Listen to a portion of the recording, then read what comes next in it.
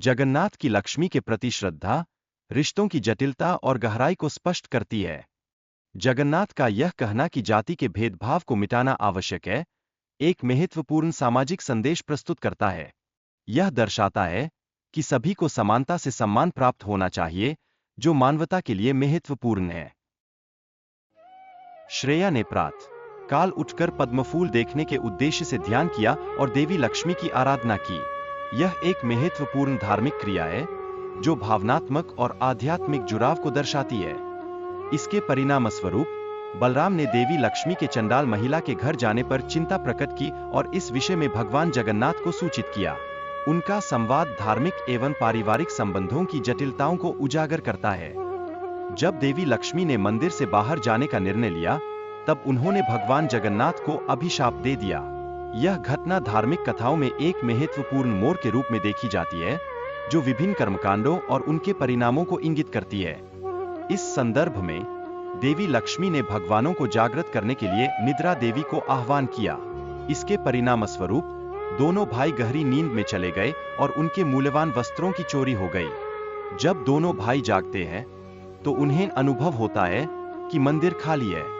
देवी लक्ष्मी के प्रस्थान के बाद उनमें निराशा की भावना व्याप्त हो जाती है, जो उनकी स्थिति की गंभीरता को दर्शाती है।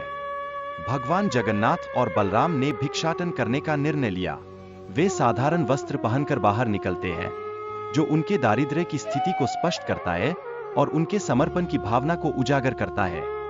जगन्नाथ और बलराम जब भी भोजन प्राप्त करने का प्रयास करते हैं, तो उन्हें निराशा ही मिलती है। देवी लक्ष्मी के आदेशों के कारण उनके प्रत्येक प्रयास विफल होते हैं, जो उनके भाग्य की विडंबना को दर्शाता है। जब वे एक योगी से मिलते हैं, तो योगी उन्हें बताते हैं कि वे लक्ष्मी के विश्वासघातक हैं। इसीलिए उन्होंने समुद्र तट की ओर जाने का सुझाव दिया, जो एक नया मोड़ प्रस्तुत करता है। लक्ष्मी के श्राप के कारण गर्म बालू पर चलना अत्यंत कठिन हो गया है। बलराम ने अपनी संपूर्ण शक्ति लगाकर लक्ष्मी के महल तक पहुंचने का प्रयास किया, जो उनके साहस को दर्शाता है।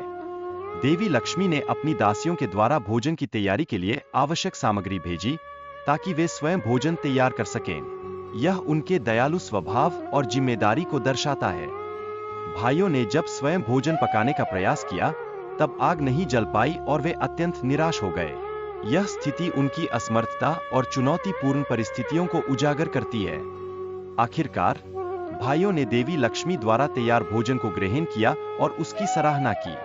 यह उनके लिए एक महत्वपूर्ण क्षण था, जो देवी लक्ष्मी के प्रति उनके आभार को दर्शाता है। लक्ष्मी को घर की समृद्धि लाने वाली देवी माना जाता है, और उनका महत्व इस संवाद में स्पष्ट रूप से परिलक्षित होता है। भगवान जगन्नाथ ने इस संबंध में अपने दृष्टिकोण को साझा किया। इस संवाद में भक्ति और प्रेम की गहन भावना को दर्शाया गया है। जगन्नाथ की लक्ष्मी के प्रति श्रद्धा रिश्तों की जटिलता और गहराई को स्पष्ट करती है। जगन्नाथ का यह कहना कि जाति के भेदभाव को मिटाना आवश्यक है, एक महत्वपूर्ण सामाजिक संदेश प्रस्तुत करता है। यह दर्शाता है कि सभी को समानता से सम्मान प्राप्त होना चाहिए, जो मानवता के लिए महत्वपूर्ण है।